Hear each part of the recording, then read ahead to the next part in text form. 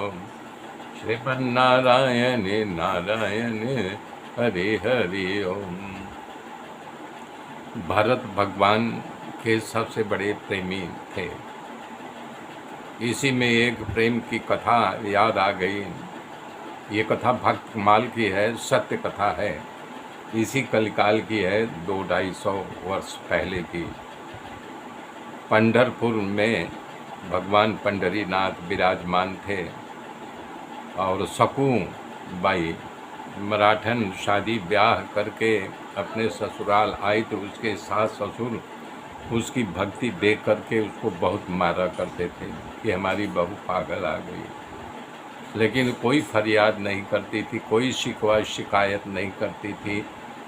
वो हर घर का कार्य करती थी और भगवान का भजना विठल विठल विठला विठल विठल विठला किया करती थी। एक दिन संयोगवश विठल नदी में पानी भरने गई, कृष्णा नदी में, तो वहाँ कुछ साधु संत यात्रा पे जा रहे थे। पूछे कहाँ आप लोग जा रहे हैं?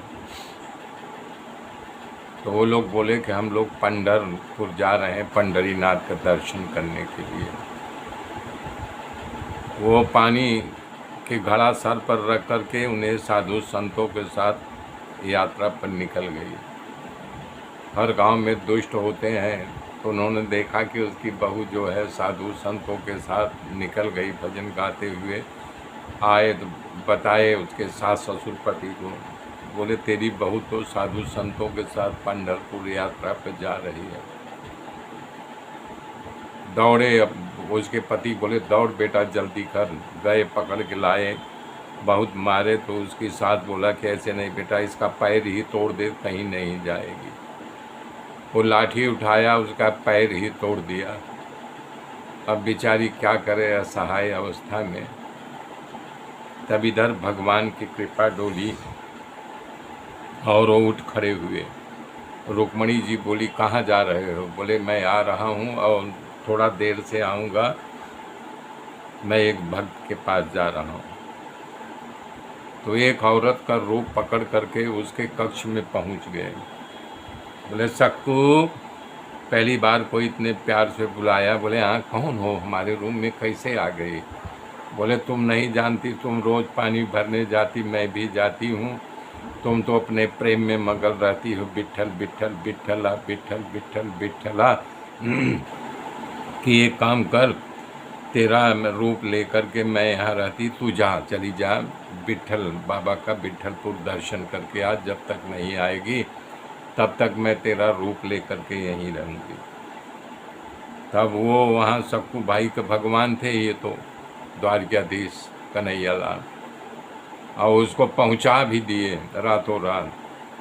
वहाँ दर्शन करके यहाँ जो है नहीं सक्कू भाई बन करके रूम में बंद है। तो उसके पति को दया लगा कि बोला कि तू इतना क्यों करती है, त्रास देती है, इतना मारता हूँ, बंद नहीं करती, अब बोल कभी ये भागेगी या विठल विठल? बोला नहीं।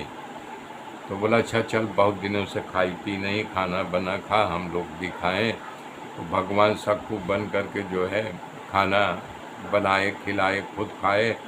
अब उधर जो है सक्कू बाई वहाँ विठलपुर पहुँच गई, विठल विठल विठला करते करते, और अचानक गिरी। और उसकी इच्छा थी कि हमारे प्राण जो हैं यहीं पंढरीपुर में निकले, मर गई।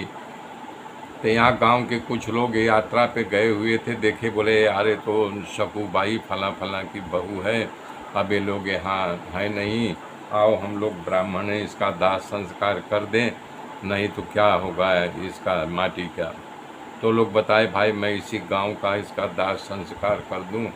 तो उसकी चिता जला करके आए, पहुँचे यहाँ पर। तो ब्राह्मणों को आया देख करके उसके सास ससुर बोले आइए ब्राह्मण देव। तो बैठ गए। बोला देखो बात ऐसी है कि हम लोग पंढरपुर गए थे, तुम्हारी बहू भी गई थी, वहाँ मर गई, और हम लोगों ने उसका अंत्येष्टि संस्कार कर दिया। बोला ऐसा? और उधर जब वो मर गई तब रुक्मणी पहुँची वहाँ। तो सक्कू बोले सक्कू देख भगवान तेरी इच्छा थी कि तो यहाँ तेरी मौत हो, तू मर चुकी, तू दूसरे नया जन्म दे रही, तू जल्दी कर, ये शरीर ले तेरा ही सक्कू का, और जा जल्दी, भगवान तेरा रूप लेकर के वहाँ, जब तक तू नहीं जाएगी तब तक भगवान वहाँ कैद रहेंगे।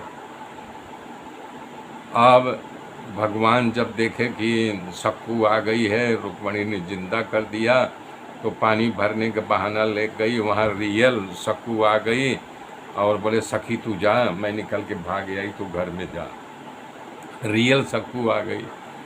जब लोग बताए कि तेरी बहू मर गई, तो बोले अच्छा आपने जला भी दिया? बोले हाँ। बोले सक्कू, तो सक्कू आई बाहर। तो ब्राह्मण लोग हक्का बक्का बोले हम ब्राह्मण झूठ नहीं बोले, तेरी बहू मर गई, यहाँ कैसे? हम अपने हाथ से जला के आए हैं।